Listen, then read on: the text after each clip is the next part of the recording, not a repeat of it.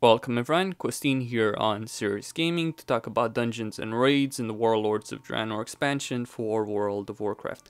Quite a few changes with regards to raids, but let's start with dungeons. There will be 6 new 5-man dungeons as well as a revamped Upper Blackrock Spire. Though I don't know what revamped means at this point in time. What, new bosses, new mechanics to deal with, or the same old just scaled up? I certainly hope not, because Upper Blackrock Spire is a vanilla dungeon, and the mechanics of vanilla are outdated compared to what we have to deal with now. So hopefully new bosses and mechanics to deal with. 6 new dungeons, an ogre dungeon, a couple of orc ones, and then there's an Arakoa dungeon as well as Auchidon. Now I'm not sure what Auchidon will be. Based on the information we have right now, it could be a demon dungeon, could be a Draenei dungeon, could be an orc dungeon. Blizzard has stated that the final boss of the expansion will not be an orc. Kind of makes sense because, you know, the Burning Legion still has its plans, and I don't think that they would actually change those plans. So Burning Legion might be a factor, but we'll have to wait and see regards to that. An interesting thing in regards to dungeons, Blizzard has stated that a couple of dungeons will only be available in normal mode to max level characters, which means that they'll make heroic dungeons more difficult than they are currently, which is a good thing. Now, one of the things is to have easy dungeons like, say, Raft the Lich King. Another thing is to have complete face roll dungeons where you pick everything up, AoE it down, pick up the boss, kill the boss, rinse, and repeat. That's the situation in Mists of Pandaria right now. And it's pretty bad. It makes the dungeons, the heroic dungeons, dull, forgettable, and really a chore if you have to run them. Say you're a new player, come to the game for a first time around, or you're a returning player, or you're gearing up an alt.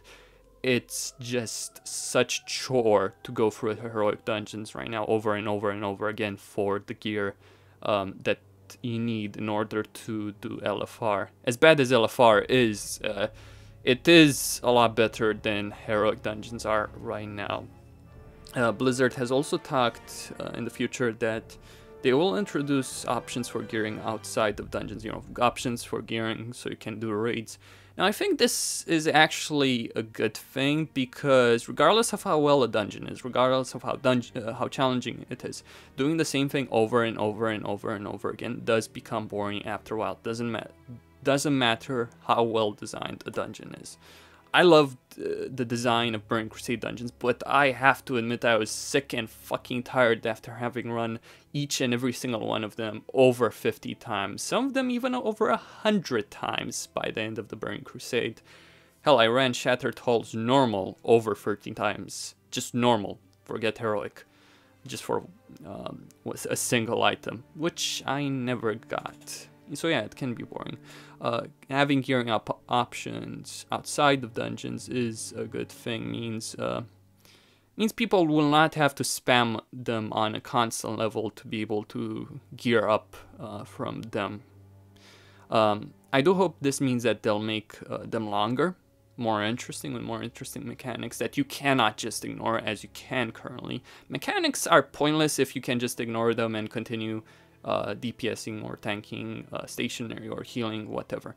If you can ignore mechanics, what's the fucking point in having them? Why not just have the boss just hit the tank and that's the entire fight? There's no reason to a fight having mechanics if you can just say, I don't give a fuck about them, I'm gonna beat this boss regardless.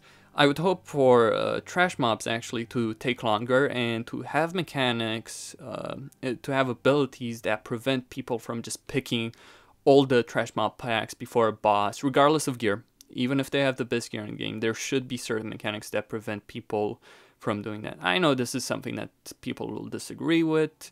I'm not saying they should be uber hard or anything like that. I don't think that's actually good design. I just think there should be mechanics to prevent AoE spamming, because that's not fun, that's not interesting, it's dull, forgettable, and really a chore. In terms of lore, I did talk about lore in the previous video, but in terms of lore figures, actually, if Blizzard does decide to implement a major lore figure in one of these dungeons, I know people will scream at Blizzard if they do that, but it doesn't always have to be like a Nubarak. The problem with a Nubarak in a 5-man dungeon wasn't the fact that he was not placed in a raid when he arguably should have been, but rather that the dungeon he was in, even for Wrath of the Lich King standards, it was one of the easiest dungeons that you could do in the game. It was a level 72 dungeon, it was short, and it was piss easy. It only had 3 bosses, minimal trash, and so on and so forth.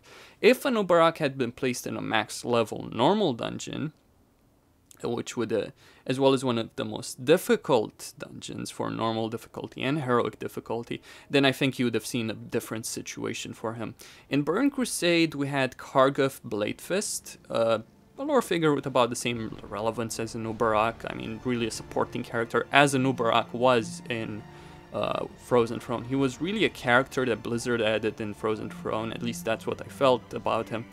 They added him instead of Kel'Thuzad to introduce the mechanics of the Crypt Lord. And Kel'Thuzad is a better character in every single way possible than a Nubarak ever was or ever could be. Just to have Arthas say, oh yeah, you stay here, I'm gonna go to Northrend on my own, while the Lich King is under threat of being killed, just kind of felt stupid to me, even in Frozen Throne.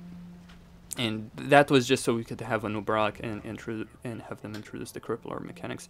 Anyway, with Karguth Bladefist, what they did is that they placed him as the end boss of Shattered Halls. And Shattered Halls was one of the longest and among the most difficult normal dungeons of Burn Crusade.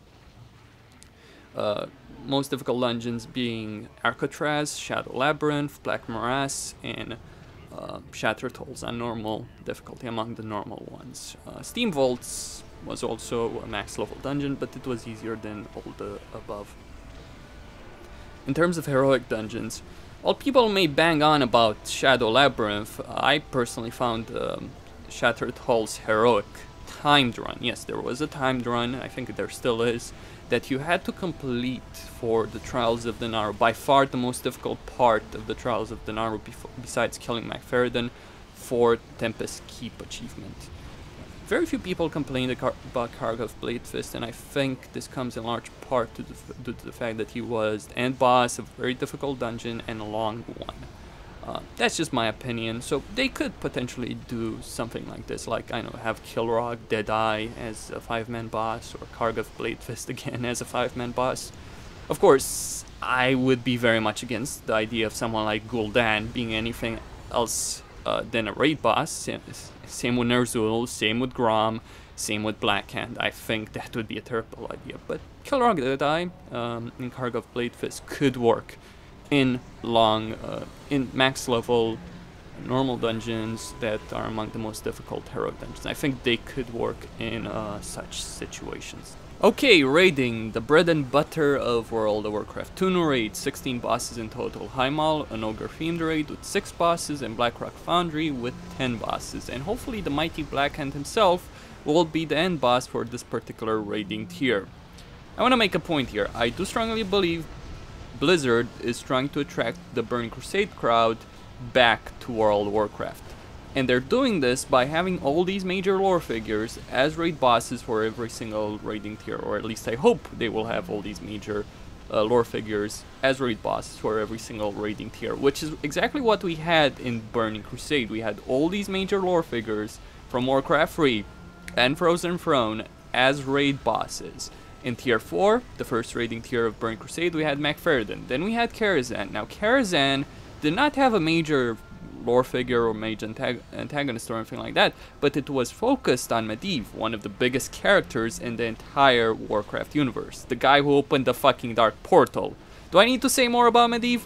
I think not. Okay. Then in Tier 5, Lady Vashj and Kael'thas, also Alar. Kael'thas' Phoenix from Warcraft 3 Frozen Throne, which he summoned in Frozen Throne via his ultimate ability. Then Tier 6, Mount Hyjal, a crap raid, but still, you also fought alongside Thrall and Jaina Prodmore. That's cool, despite how bad the raid was overall in terms of the trash mechanics, the bosses themselves, except Archimonde. Archimonde was quite cool himself as a boss. Then Black Temple, Illidan, and Terran Gorefiend. Gorefiend was disappointing in terms of mechanics, but he was the first Death Knight in the Warcraft universe, the right-hand man of Gul'dan, the right-hand man of Ner'zhul, and they made him into a retard check boss fight in the Black Temple. So disappointing. There was great build-up to Gorfind, an epic quest line in Shadowmoon Valley that led to you freeing Gorfind from his prison, and after he had tricked you, and he had decided to fly off to join Illidan. Disappointing boss in terms of mechanics, but cool lore figure. Then Illidan Stormrage, the leader of Outland, everything in the game building up to this one singular moment when you would face him on top of the Black Temple. The quest line that led to this moment, the attunement quest for Black Temple, contained some of the most epic story moments in World of Warcraft history. Akama and Maeve storming the entrance of the Black Temple, while Aldor and Scryer forces distracted Illidan from the real threat of the Ashtongue Deathsworn and the raiding group that accompanied Akama.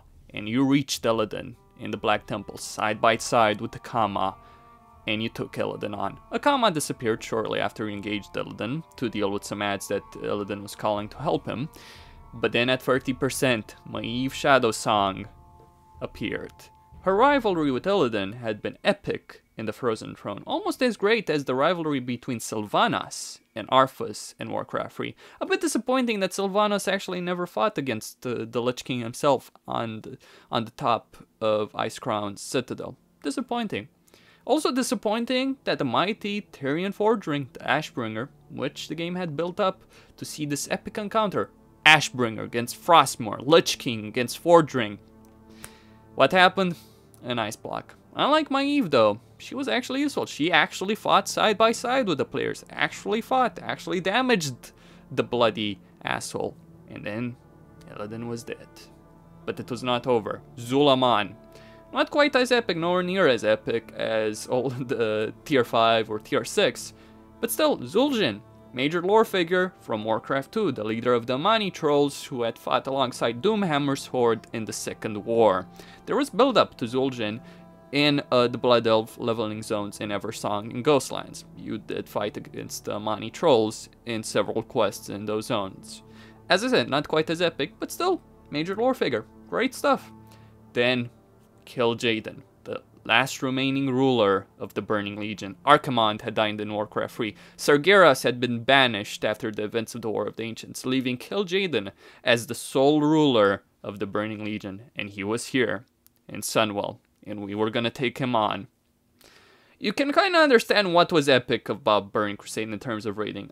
The game had a lot going for it besides that in that particular expansion. The variety of the zones, the design of every single raid instance, each raid instance being completely different than the others.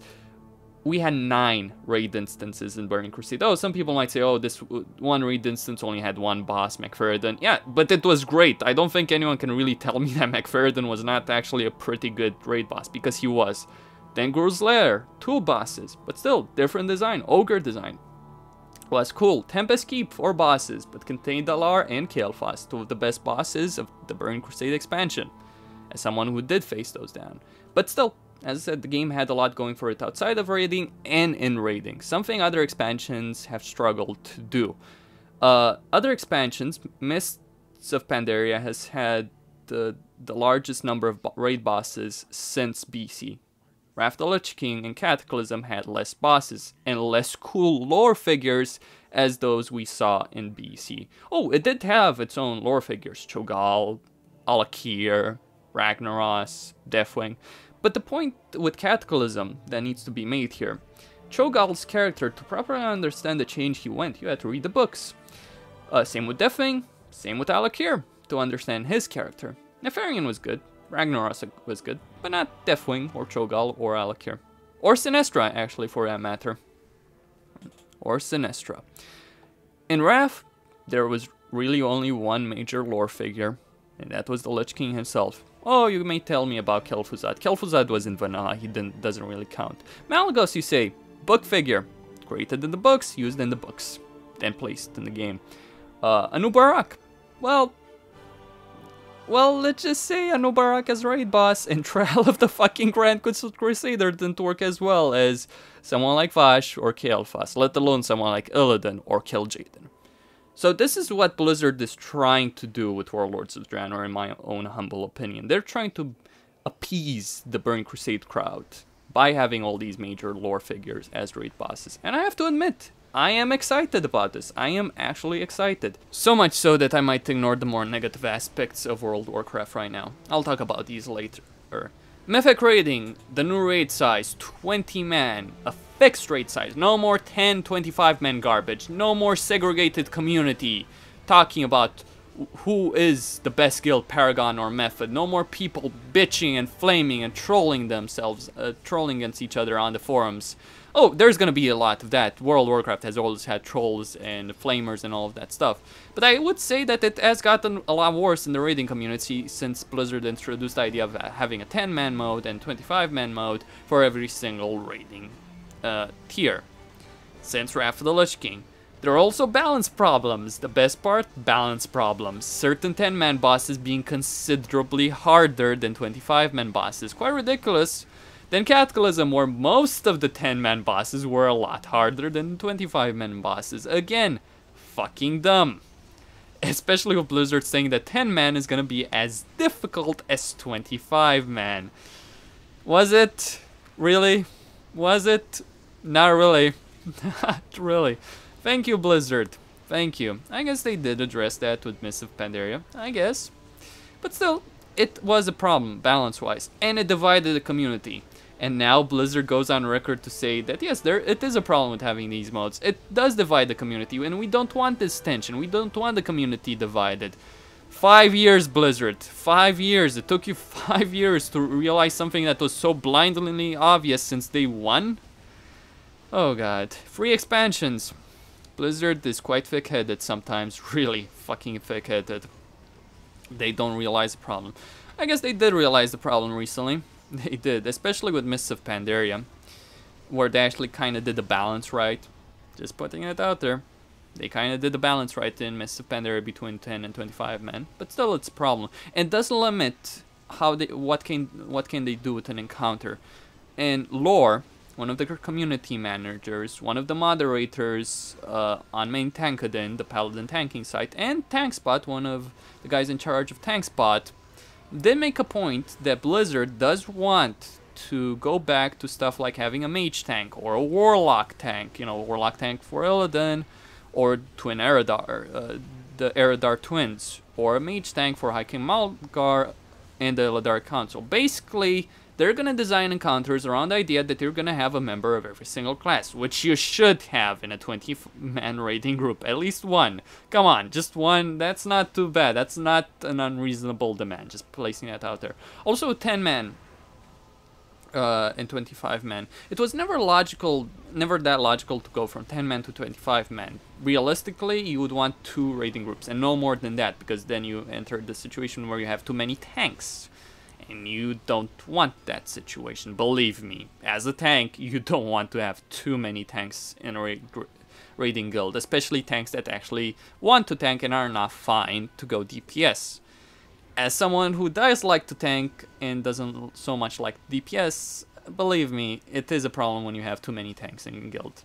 It is simply like that. So you didn't want more than 2 raiding groups. That meant you had to have at least 20 people with a couple of backups. Problem was, even though you had 20 people active at the same time, you needed 25 active people. So realistically, you need at least 30 people. It's kind of a problem because people like to raid and they don't like being left out. A lot of people don't like that. They'll migrate to other guilds. It's an issue. It was an issue for many guilds in BC, going from 10-man, trying to go from 10-man to 25-man.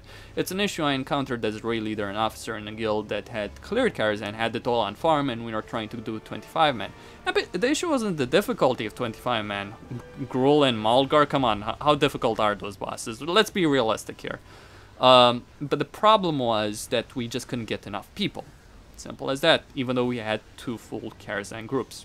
So I think it's a lot more logical to go from 10-man to 20-man raiding than it is to go from 10 to 25. I understand why Blizzard made 25 raiding in BC. Class stacking, counter design, healers required, tanks required, stuff like that. You know, just interrupt, CC, etc. It's buffs, etc., etc.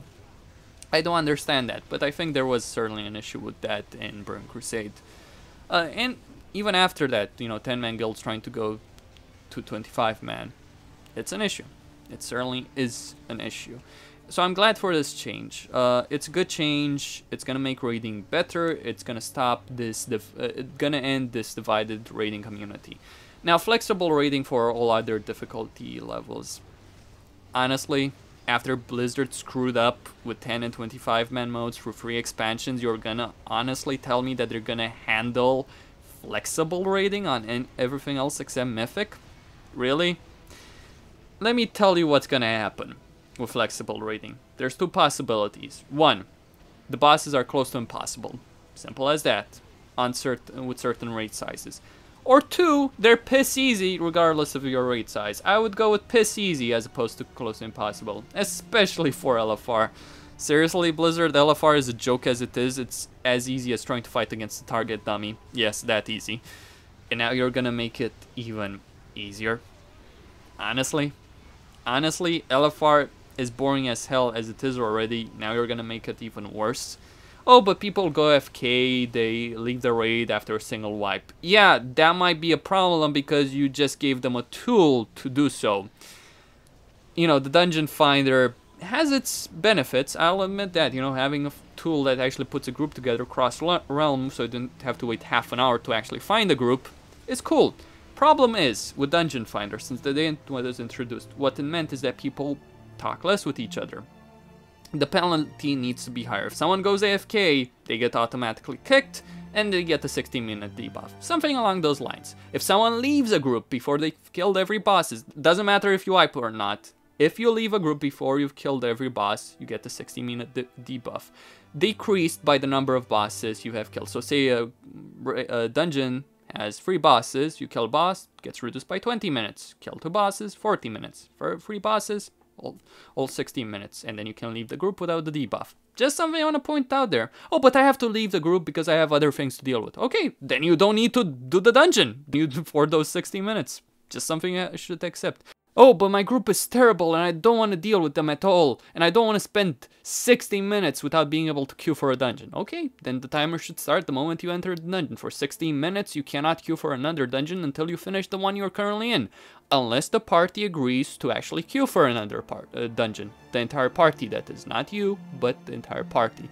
Just some thoughts there. I'm sure there could be better solutions. I do like to give a shout out to Alan Brack. At a recent Blizzard Q&A, they were asked if they would implement servers for past expansions as they were back in the day. Blizzard said no. Okay, fine, I can agree with that. They want the game to evolve, they want people to buy their new expansions. Fine, okay. The answer, the justification that Alan Brack gave was, you think you want it, but you really don't. Remember when it took 20 to 30 minutes to actually get the tank and you had to spam trade chat? Yes, Mr. Alan Brack, I remember those days. I also remember the days when a group didn't collapse on the first fucking wipe of a 5-man dungeon. The point that I'm making here is that Blizzard has seriously damaged the sense of community for World of Warcraft, and that's quite a serious problem, something they have acknowledged by removing the 10 and 25-man modes for raiding. A major issue that had divided the raiding community ever since it was introduced in Wrath of the Lich King. But there's still another issue. Difficulty levels for raids have divided the raiding community as well. Quite deeply, in fact. LFR, normal, and heroic raiders deeply divided, each of them in their own battle camps, deeply entrenched in their battle camps, hating on each other, trolling each other, flaming each other. It's quite a bad situation for raiding right now, and I think difficulty levels for raids should be completely removed. Before people start shouting at me for saying that, I want to make a point that I don't think every single raid should be on the same level of difficulty as heroic raiding. Just something I want to point out right here, right now. I think there should be entry-level raids like Karazhan and BC. One of the problems of Cataclysm for the first year of raiding was that there was no entry-level raid. And don't mention Baradin's Hold because that's not a fucking raid, okay? Just pointing it out there, that's not a proper raid. That teaches you absolutely fucking nothing. Nor the Dark Avon, by the way. Nor the Naxxramas 2.0, because Naxxramas 2.0 was with vanilla mechanics, which were outdated by the time of Wrath of the Lich King. Pointing it out there. But so few people managed to clear Naxxramas or Sunwell before we had difficulty levels for raiding. Although less than 500 guilds in the world managed to clear the Sunwell Plateau raid instance and less than 1% of the player base managed to clear Naxxramas in vanilla, this was more due to the requirements of these particular raid instances as opposed to their actual challenge. The bosses were indeed difficult, but it was the only thing that counted in order to progress through these raids. Look at Naxxramas in vanilla. You had to spend a decent amount of gold in an era where daily quests did not exist. Getting gold was more difficult in order to enter the instance, or you had to be exalted with Argent Dawn, again, in order to be able to enter the raid instance. On top of that, you also had to use flasks and elixirs. Yes, flasks and elixirs, because they could stack in vanilla and even in early BC in order to kill the raid bosses. This was quite ridiculous, and since gold was rare, it took a ludicrous amount of time for people to be able to farm the gold for these consumables and also farm the gold for their repair bills, because they would be wiping quite a bit. That's why Naxxramas was cleared by so few people, because it was a 40-man raiding environment in an era where gold was difficult to obtain, and very few people had the time required to be able to farm. In fact, even in the raiding guilds that did clear Naxxramas, there were people that did buy gold in order to be able to cope with their repair bills and the amount of money they spent on their consumables. There were people like that in those Naxxramas raiding guilds, especially the world first guilds, which actually spent quite a bit of money, real money, on endgame gold in order to pay for their massive repair bills as well as their consumables. Accusations were leveled against, say, Nihilum in vanilla and in BC with regards to this. Then in BC you look at Sunwell. Now, Sunwell did not have the consumable issues of Naxxramas. However, Sunwell had its own fair share of bullshit. If you wanted to kill every boss of Sunwell, as a minimum, you needed everyone in your raid to either be in the best in slot or second best in slot gear from Mount Hyjal and Black Temple. Now this, in Burn Crusade, was quite a departure from all the raiding tiers of that particular expansion. You could kill Illidan in tier 4 gear. In fact, when Burn Crusade launched in China, in mainland China, the Chinese were able to kill Illidan with most of their people in badge gear, blue heroic 5-man gear, a couple of pieces of tier 3, and a couple of pieces of tier 4. Illidan, keep that in mind, the big guy of tier 6. Sunwell, if people are not in the best in slot gear from tier 6, they're fucked. This is one of the first reasons why so few guilds cleared Moro. But there are others, believe me, that's just the smallest issue in this fucking raid instance, this wonderful raid instance. Looking back on it, I wonder why the fuck did we all bother? Why did we accept this bullshit? Okay, there was the 5th boss of Sunwell, Muro. If you wanted to get to kill Jaden and then kill him, you had to get past Muro. Now Muro required you to use 4 or 5 shamans in your raid if you wanted to even have a chance, yes, a chance at killing him. If you didn't have these shamans, you were just wasting money.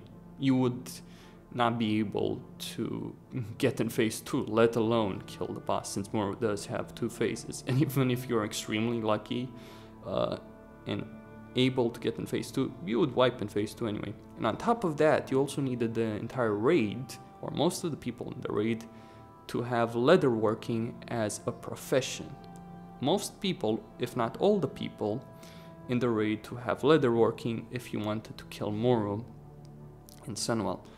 This was bullshit. Class stacking with shamans and also class stacking with warlocks. You needed at least 3 warlocks if you wanted to take Moro down. Ideally 4 or 5 warlocks if you wanted to face Moro in Sunwell and kill him. This was quite insane. Just simply put, quite insane. Many guilds struggled with these fucking requirements. The shaman class stacking, the warlock class stacking, the profession stacking for a single raid boss. And this trickled down to other bosses, because while top guilds could kill all the bosses until Moro without actually using leatherworking, without actually having 4 or 5 shamans, Guilds that were below them couldn't, because, well, not everyone is playing to the best of their ability in, say, an average Sunwell guild, and there was such a thing as an average Sunwell guild. So that's why so few people managed to clear Naxxramas and Sunwell. Class stacking or massive amounts of consumables required. Also in Nax you also needed world buffs from bosses such as Hakar or Nixia or Nefarian in order to kill all the bosses. What are world buffs, you might ask? Well, when you kill a boss such as a Nixia or Hakar, he or she dropped an item that you would then turn in, an either Orgrimmar or a Strangled Form Veil, and everyone in that zone would get a buff, a massive buff, which you needed to use if you wanted to progress through Naxxramas. It was required, it was mandatory. It was also a lot of bullshit. These buffs were made so by Blizzard into only giving their benefit to players that are around the level range of 60 or below that, but are not higher than, say, 65, because in Burning Crusade guilds actually use these buffs in tier 4 until they got to tier 5 in order to get their world first kills. Quite a load of bullshit, really quite a load of bullshit. But looking at the class tanking in Sunwell, now that Blizzard is going back to a fixed raid size, I hope they don't bring it back. Now, they've stated that they are going to design encounters around the idea that you have at least one person of every single class. Now, that's fine, that's perfectly fine. I do like the idea of class stacking to a degree or another, such as, look for instance at Druid off-tanking for Gruul. You could kill Gruul without a Druid off-tank, but it gave you a benefit if you did have a Druid Feral off-tank in Burning Crusade, just as an example. But there were quite a few bosses where having a certain person of a certain class with a certain spec did bring you quite a benefit. A Paladin tanking at Morgrim, which you could kill without using a Paladin tank, or Paladin tanking Mount Hyjal, just an example. But requiring 4 or 5 people of a single class, and then actually requiring 4 or 5 people of 2 specific classes, 8 to 10 people of 2 specific classes for a raid was bullshit. If they require 2 people of a single class for a boss, would be quite fine. However, I think going to 3 people would be too much. 4, if they go to 4, that would be extreme. I certainly hope they don't do that. Some people would welcome such bullshit. I'm not one of those. I might be a hardcore raider, but I don't think that stuff in vanilla, and especially in Burning Crusade, was actually made raiding good. That's my take on it. It's something that a lot of hardcore raiders would disagree with me on, and in fact I've even gotten an argument over this subject matter with Ghostcrawler's recent departure. In regards to that, actually, I don't think the game is going to be better. In fact, it might take a turn for the worse. I've played in vanilla, I've played in BC throughout the entirety of BC. By the way, Wrath, Kata, even playing right now in Mists. I think the class balance is better. Yes, there are problems, but I do appreciate the work Ghostcrawler and his team put with regards to the balance of the game. Others don't, whatever. People are entitled to have their opinions. Anyway, that's all I wanted to say. Will I play Warlords of Draenor? I don't know. I really don't know. But for the first time in years, since Wrath, I'm excited again. Not quite as excited as I was when Wrath of the Lich King was to come out, but still, I am excited. I'm excited. Hopefully it won't be a disappointment as Wrath of the Lich King was, but I have no real expectations this time around, as I did with Wrath. Imagine yourself though in my position. I finished BC in a guild that had killed Morum. Oh yes, they had endured the leatherworking, the class stacking, the gear requirements, all that. I was in a guild that did that. And then we get Nax 2.0, Malagas, and Sarfarian. And realistically, people wonder why hardcore raiders hated Wrath, but we'll see. I do apologize, by the way, for the echo. You are likely hearing this part of the video. I have recently moved to a new home. And I do apologize for taking so long with this particular video. I did have a lot to say. In fact, I probably could have made this video 2 hours long easily, but I decided not to do that. I decided not to go on a major rant, or at least an even bigger rant than the one I actually did go on.